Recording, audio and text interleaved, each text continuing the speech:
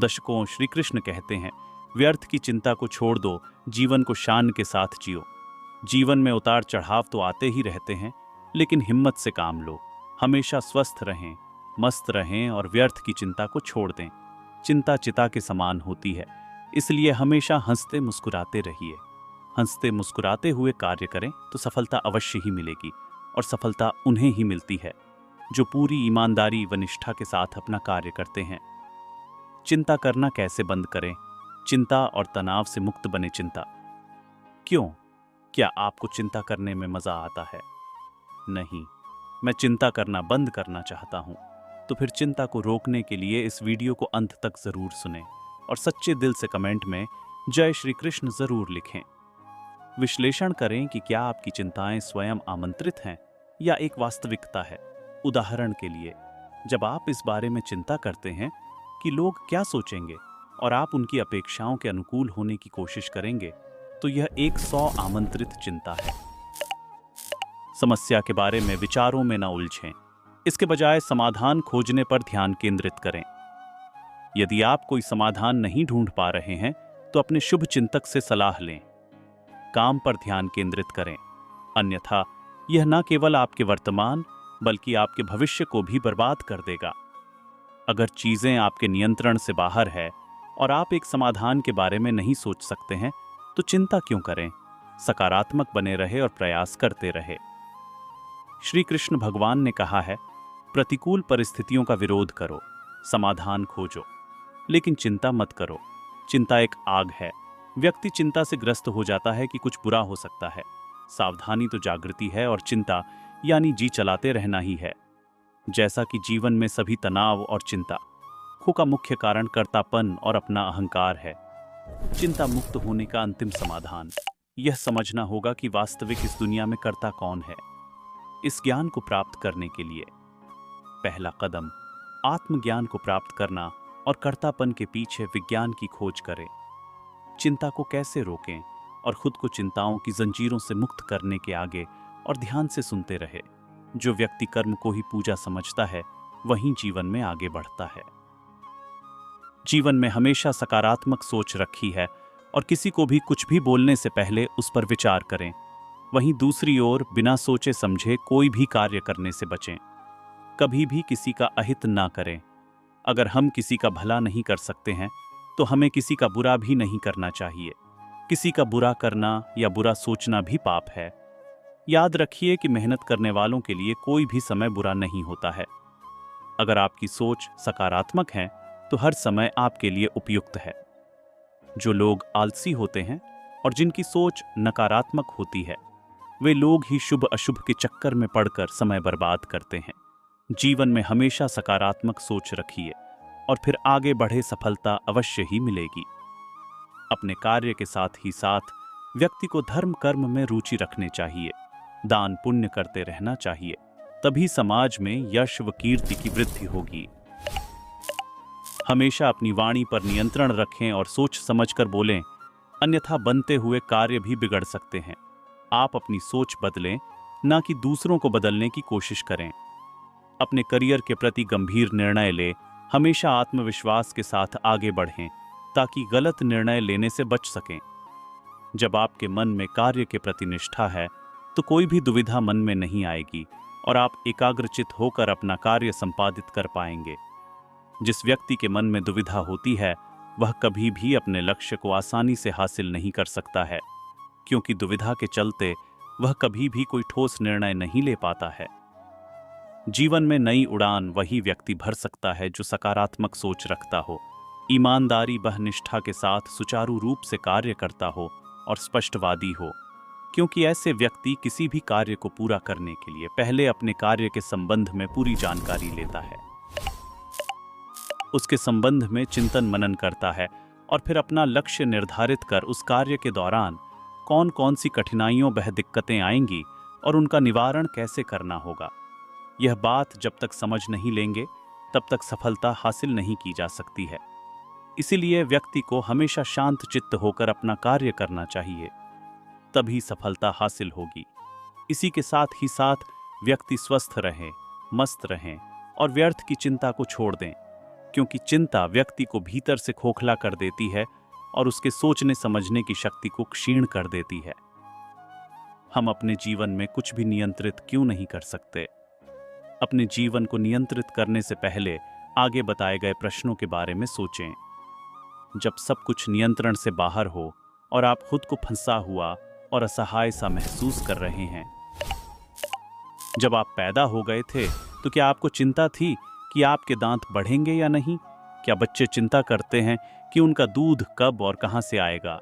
जब आप भोजन करने के बाद सो जाते हैं तो क्या कभी आप यह जानते हैं कि उसके पाचन के लिए पाचन रस और एंजाइम बनने शुरू हुए या नहीं? आप इन मामलों में कितने सजग हैं? सुबह तक आपके शरीर में आपके द्वारा खाए भोजन को पहले ही पाचन कर लिया है। सभी पोषक तत्वों को रक्त ने शोषित कर लिया होता है। बाकी अवशोषित मल के रूप में उत्सर्जन के लिए ले जाया जाता है। इस प्रकार सब कुछ उसके सही स्थान पर पाया जाता है। क्या इस प्रक्रिया को पूरा करने के लिए आपको कुछ करना पड़ा था? क्या आपने कभी चिंता की है कि कल सूरज निकलेगा या नहीं? क्या आपने सोचा था कि आपके बाल बढ़ेंगे या नहीं? वास्तव में किसी का भी अपने जीवन पर नियंत्रण नहीं है। सभी कुछ नियंत्रित करने जाना चिंता करने का कारण बन जाता है। तो फिर हमारे जीवन में जो कुछ भी होता है उसे कौन नियंत्रित करता है? क्या यह भाग्य है? क्या प्रयास करके कुछ बदलना संभव है, या इसके पीछे कोई और करने का भाग्य और प्रयास किया है? लोग भाग्य और स्वतंत्र व प्रयास के बारे में बात करते हैं। कुछ केवल भाग्य पर भरोसा करते हैं, जबकि कुछ केवल अपने प्रयासों पर भरोसा करते हैं। जब लोग ज्यादा पैसा कमाते हैं तो वे इसका श्रेय खुद को देते हैं और दावा करते हैं कि यह उनकी कड़ी मेहनत और प्रयास के कारण हुआ है। और यदि उन्हें नुकसान होता है तो अपनी कुंडली भाग्य बुरी किस्मत को दोष देते हैं। यहां तक कि भगवान को भी दोष देने लगते हैं। जब सब यथाक्रम रूप से चल रहा हो तो सारी सफलता हमारे प्रयास का परिणाम है, लेकिन जब व्यवस्था में कुछ भी रुकावट आती है तो लोग भगवान को दोष देते हैं। क्या यह सही है? जो अव्यवस्थित है उसे यथाक्रम करना, उसे इस दुनिया में स्वतंत्र प्रयास यानी पुरुषार्थ कहा जाता है। यदि कोई व्यक्ति वास्तव में पुरुषार्थ यानी प्रयास करने में सक्षम है तो उसे कभी भी नुकसान नहीं होना चाहिए। पुरुषार्थ किसी असफलता को नहीं जानता है, इसलिए यह एक विरोधाभास सा लगता है। तो क्या आप अभी भी मानते हैं कि आप अपने जीवन को नियंत्रित कर सकते हैं? लोगों का मानना है कि वे करता है, जबकि वास्तव में यह पिछले जन्म का कर्मफल है। वे इस जीवन को नियंत्रित करने का प्रयास करते हैं। नियम के पेड़ की हर पट्टी और शाखा कड़वी होती है, वह हमेशा कर ही रहती है। इसके लिए क्या पेड़ को कोई प्रयास करना पड़ता है? वृक्ष में उगने वाली हर चीज उसके बीच से आई है। इसी तरह मनुष्य अपने सहज स्वभाव यानी प्रकृति के अनुसार कार्य करता है, लेकिन सिर्फ दावा करता है कि मैं करता हूं और इस प्रकार अहंकार करता है। पिछले जन्म के कर्म फल के आधार से आज घटनाएं घटती हैं और भौतिक सुख दुख आते हैं, और मैंने किया ऐसा दावा करके हम सूक्ष्म गर्व और अहंकार करता है। तो क्या मैं इसे भाग्य पर छोड़ दूं?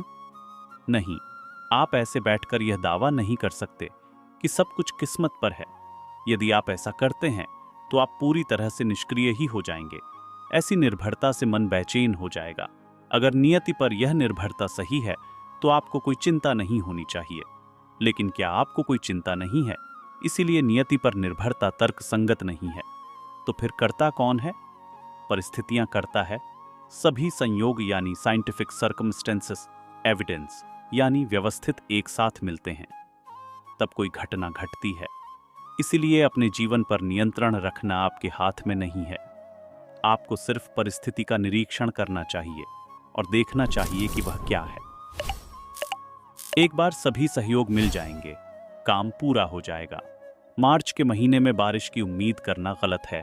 15 जून से जब भारत में मानसून की बारिश होती है, संयोग एक साथ आते हैं। यदि समय का संयोग मिल रहा है लेकिन बादलों की स्थिति सही नहीं हो तो बारिश कैसे हो सकती है? जब बादल मौजूद होते हैं, सही समय होता है, बिजलियां होती है और अन्य सभी संयोग एक साथ मिलते हैं तो बारिश होती है। सभी सहयोगियों को इकट्ठा होना होगा। मनुष्य संयोगों पर निर्भर है, लेकिन वह मानता है कि वह कुछ कर रहा है। वह जो कुछ भी करता है वह भी परिस्थितियों पर निर्भर करता है। यदि एक भी सहयोग कम पड़ता है तो वह उस विशेष कार्य को करने में सक्षम नहीं होगा। व्यवस्थित क्या है? व्यवस्थित वह है जो केवल साइंटिफिक सर्कमस्टेंसेस एविडेंस के माध्यम से होता है।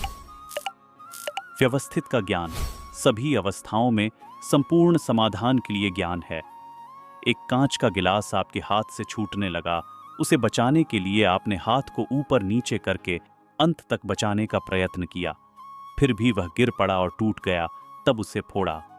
किसने आपकी तनिक भी इच्छा नहीं थी कि गिलास टूटे, उल्टे आपने तो उसे अंत तक बचाने का प्रयत्न किया। तब क्या गिलास की खुद की इच्छा थी? टूटने की नहीं। उसे तो ऐसा हो ही नहीं सकता, और कोई हाजिर नहीं है। फोड़ने वाला तो फिर फोड़ा किसमें? व्यवस्थित में व्यवस्थित एग्जैक्ट नियमानुसार चलता है। वहां अंधेर नगरी नहीं है। यदि व्यवस्थित के नियम में यह गिलास टूटे ही नहीं होते तो यह कांच के गिलास के कारखाने कैसे चलते? व्यवस्थित को तो आपका भी चला आया और कारखाने भी चलाने हैं और हजारों मजदूरों का पेट भी पालना है। नियम से गिलास टूटेगा ही, टूटे बिना रहेगा ही नहीं। तब अभागा टूटने पर दुखी होता है, गुस्सा करता है। नौकर के हाथों यदि टूट जाए और 2-4 मेहमान बैठे हों तो मन में सोचता है कि कब मेहमान जाएं और कब मैं नौकर को 4 थप्पड़ जड़ दूं, और फिर ऐसा करता भी है। लेकिन यदि उसकी समझ में आ जाए कि नौकर ने नहीं तोड़ा लेकिन व्यवस्थित में तोड़ा है, तो होगा कुछ, संपूर्ण समाधान रहेगा या नहीं रहेगा। वास्तव में नौकर बेचारा निर्मित है, उसे ये सेठ लोग काटने दौड़ता है। निर्मित को कभी का नाम नहीं चाहिए। निर्मित को काटकर तू अपना भयंकर अहित कर रहा है। जरा मूल कारण का पता लगा तो तेरा निबेड़ा आएगा। व्यवस्थित का ज्ञान उपयोग में ले अप्लाई करे। नुकसान हो जाए तो भी चिंता मत करना, फायदा हो तो तू उछल कूद मत करना। वह सारा व्यवस्थित करता है, तू तो करता नहीं है रात दिन। संध्या उषा सब कैसे नियम में हैं, यह व्यवस्थित में है। इनकम टैक्स वाले की चिट्ठी आई कि आपको जुर्माना किया जाएगा तो हम तुरंत ही समझ जाएं व्यवस्थित है, और व्यवस्थित में होगा तो वह जुर्माना करेगा।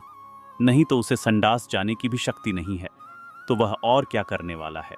जगत में कोई कुछ कर सके वैसा है ही नहीं, और अपना व्यवस्थित होगा तो वह भी छोड़ने वाला नहीं है। तो किस लिए हम डरे हैं? इसलिए अपने जीवन को नियंत्रित रखने के लिए सोचने के बजाय सकारात्मक प्रयास करने पर विचार करें। सकारात्मक दृष्टिकोण के साथ किसी कार्य को पूरा करने के लिए सभी संभव प्रयासों को शामिल करना हमारी तरफ से किया गया। यह सकारात्मक प्रयास सकारात्मकता जोड़ता है। प्रार्थना भी इन सकारात्मक प्राय 100 में से एक है। जब हम चिंता नहीं करते हैं, इससे हम कोई भी नकारात्मक प्रमाण को नहीं जोड़ते हैं। जब इन प्रमाण के साथ है दूसरे प्रमाण, जैसे कि समय, स्थान, दूसरे सभी शामिल लोगों के अच्छे और बुरे कर्म या इकट्ठा होने पर जो अंतिम परिणाम आता है वह व्यवस्थित है। एक बार जब हम परिणाम को स्वीकार करना सीख लेते हैं, चाहे यह अच्छा हो या बुरा, एक बार जब हम समझ जाते हैं कि कोई भी करता नहीं है, तो हमारा जीवन शांतिपूर्ण और आनंद से भरा होगा। तो प्रिय दर्शकों, उम्मीद करता हूं कि आपको वीडियो पसंद आया होगा, और आप हमारे चैनल पर नए आए हो तो वीडियो को लाइक और चैनल को सब्सक्राइब जरूर करें। आपके एक लाइक से ही हमें प्रेरणा मिलती है और हम मोटिवेट होते हैं। धन्यवाद।